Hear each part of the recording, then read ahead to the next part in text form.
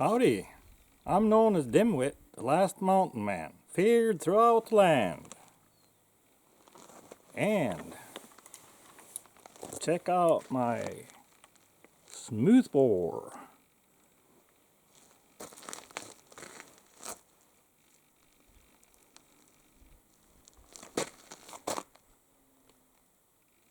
.69 caliber.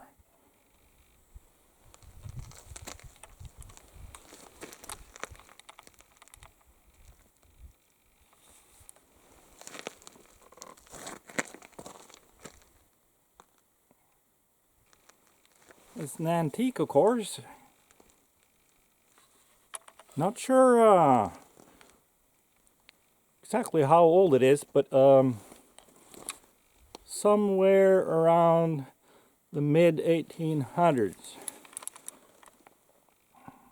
The fellow I bought it from said it was some kind of a locally made trade gun put together from repurposed parts, and I had it apart and kind of restored it, and had some issues, and I could tell that this barrel has been used before in another gun, because it had these things that the pins go through it, and then there's pretty much another set of holes for these pins,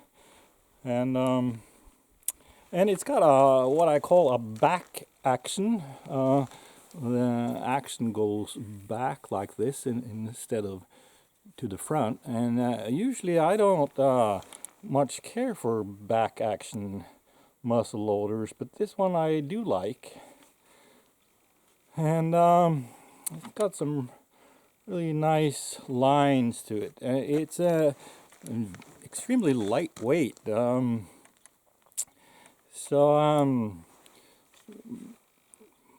Being such a light gun, I think we're going to have to be a little careful with the powder charges in this gun, and we're going to settle for a subsonic load. I just got done earlier today with another video of an old Springfield musket, 1795, and that was made in 1810, and I wanted to be a little careful with that one as well, and we ended up with 1,046 feet per second velocity with 103 grains of powder, and that's 3 3/4 drums from this antique powder measure. And so I think we'll probably that's probably where we end up with this one as well, maybe even less. We'll see how it holds up. We'll start out a little carefully. On that other gun I started out with 2.5 drums, which is 68 grains, but I think we can go to 2 3/4 of a drums, which is 75 grains. So that's where we're gonna start. And I have a chronograph set up here, so we'll be able to keep track of the velocity, and I'll pay attention to how the gun is holding up, how the recoil feels, and what it sounds like, and things like that, and just kind of be careful. And I have a steel target 50 yards downrange, and that's the size of a human head. We call that the headshot. That's 50-yard headshot with a smoothbore muzzle loader, and that's usually doable, and we'll see. Guess we'll just get started. So and of course, this is another one of my ain't been shot in a century videos.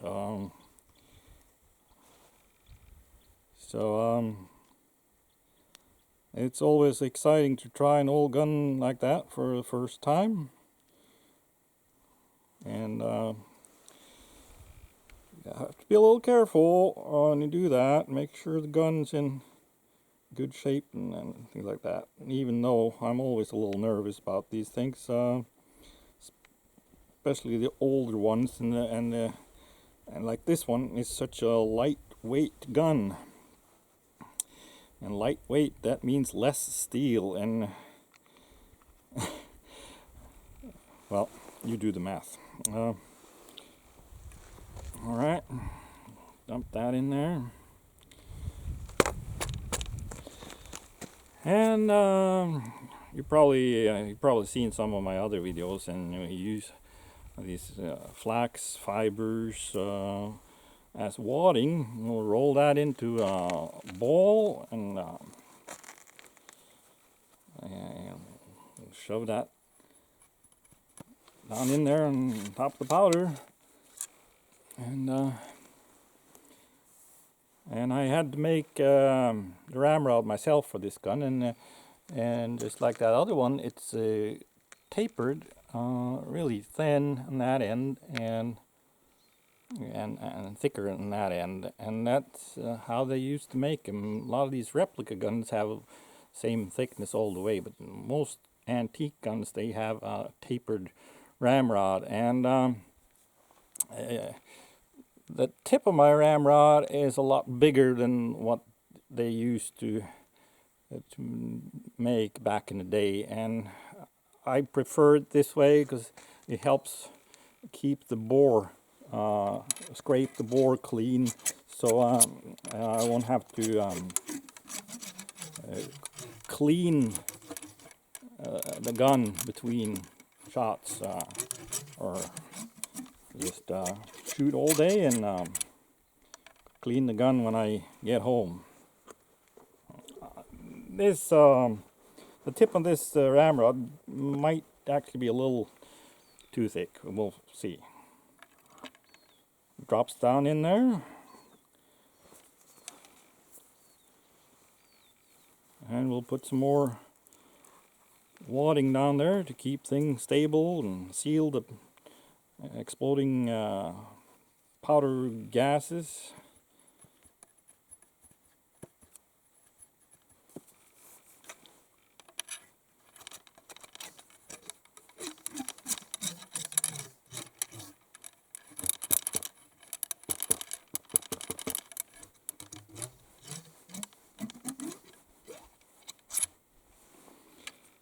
Well,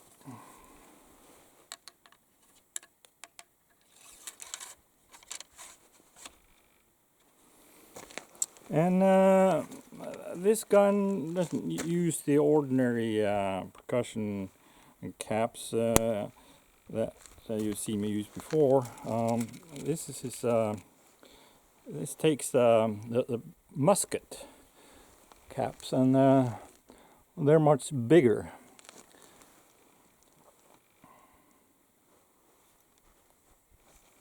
Like that. And now we're ready to go.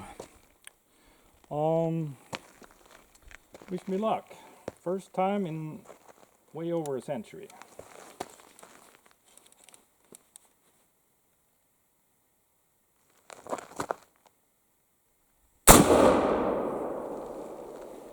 Ooh. I'm still in one piece. The gun. Something rattling around here. Not sure what. It's just a ramrod working itself loose. Okay,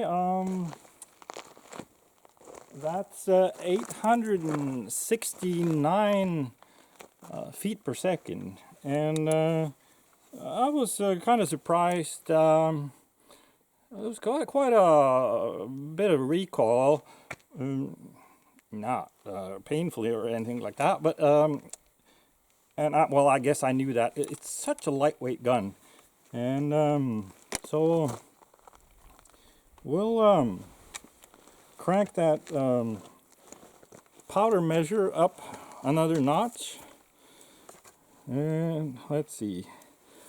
So we're started out 2 3/4 of a drum, which is 75 grains, and we'll go to 3 drums, which is 82 grains.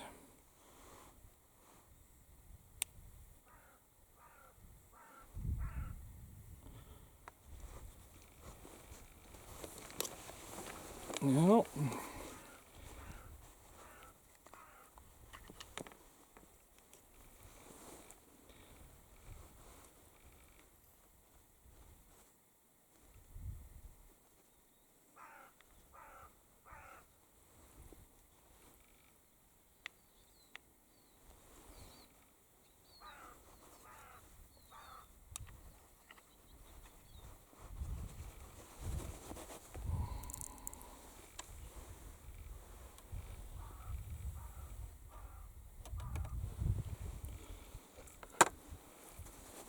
Okay. So we got the powder in there. And put some wadding down in there.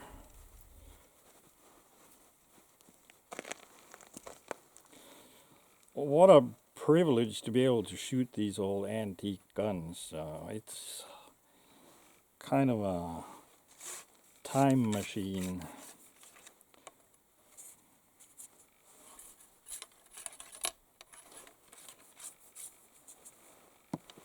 Ooh.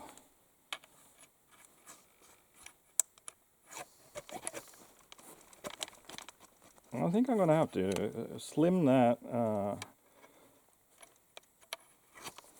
Ramrod down.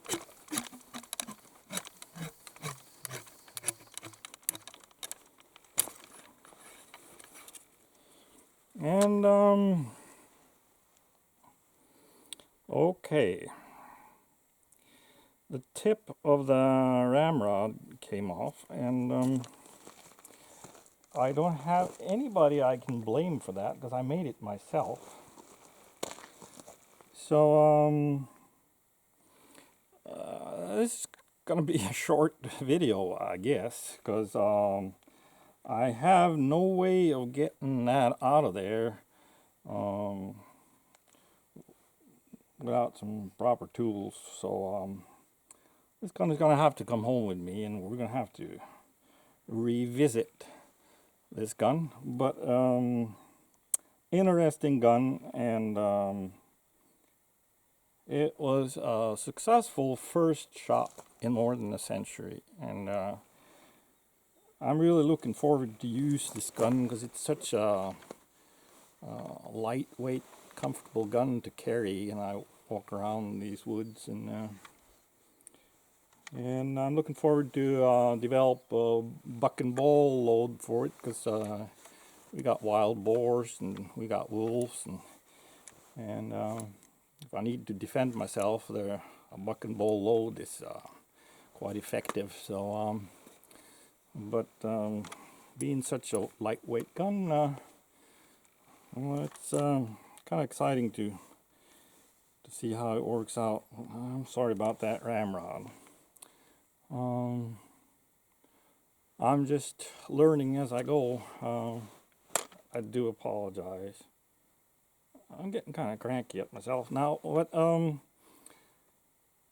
I'll see you later. Let's leave it at that.